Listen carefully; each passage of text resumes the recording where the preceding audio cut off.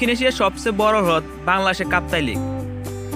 মাত্র অর্ধ শতাব্দী আগেও রাঙামাটি জেলায় এই হ্রদের কোনো অস্তিত্ব ছিল না। কর্ণফুলী নদীর উপরে কাপ্তাই বাঁধ নির্মাণ করার পরে রাঙামাটি জেলার ৫৪,০০০ একর কৃষি জমি পানিতে তলিয়ে গিয়ে এই হ্রদের সৃষ্টি হয়। মনুষ্য সৃষ্ট এই কৃত্রিম হ্রদটি কিভাবে সৃষ্টি হয়েছে তা জানবো এই পর্বে।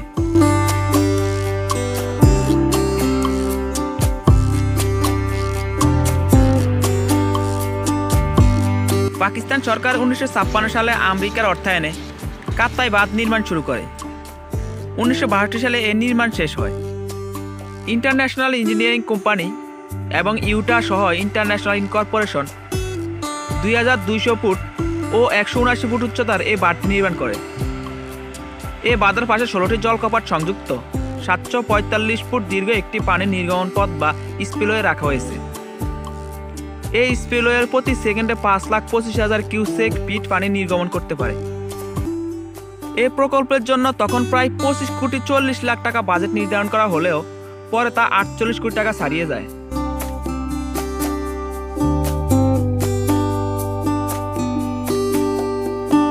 কাপ্তাই লেককে ঘিরে মূলত রাঙামাটি জেলা পর্যটন শিল্প গড়ে উঠেছে।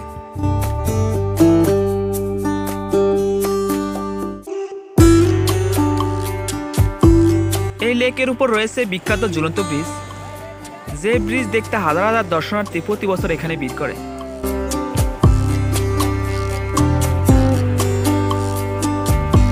ট্রলার ভাড়া করে এই লেকে ভ্রমণ করা যায়।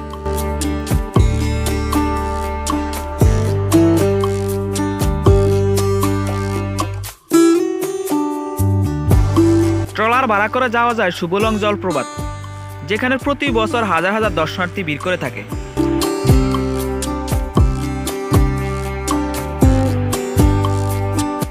এর বাইরেও লেকের পাড়ে রয়েছে চাকমা রাজবাড়ি ও বৌদ্ধ মন্দির, যেটা স্বর্ণ মন্দির নামে পরিচিত।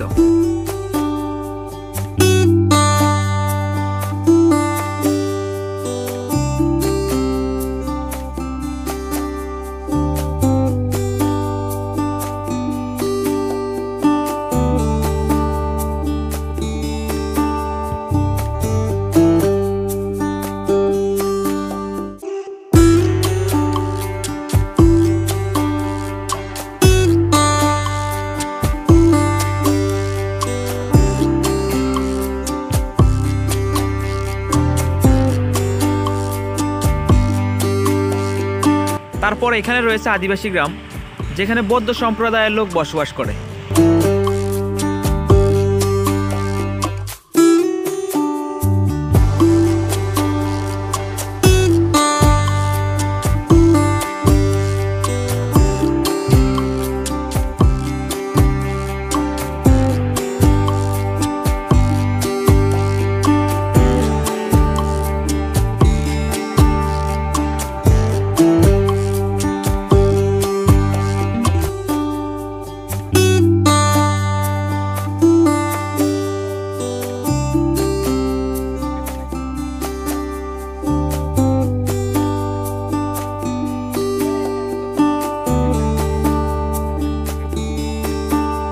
লেকের পাড়ে আরও রয়েছে নতুন চাকমা রাজবাড়ি।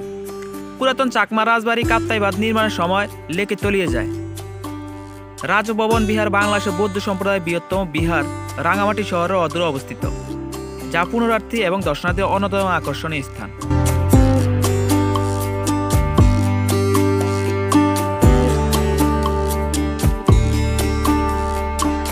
আজকের মতো এ পর্যন্তই। আগামীতে আরও নতুন কিছু নিয়ে আসবো। সে পর্যন্ত ভালো থাকবেন, সুস্থ থাকবেন। ধন্যবাদ।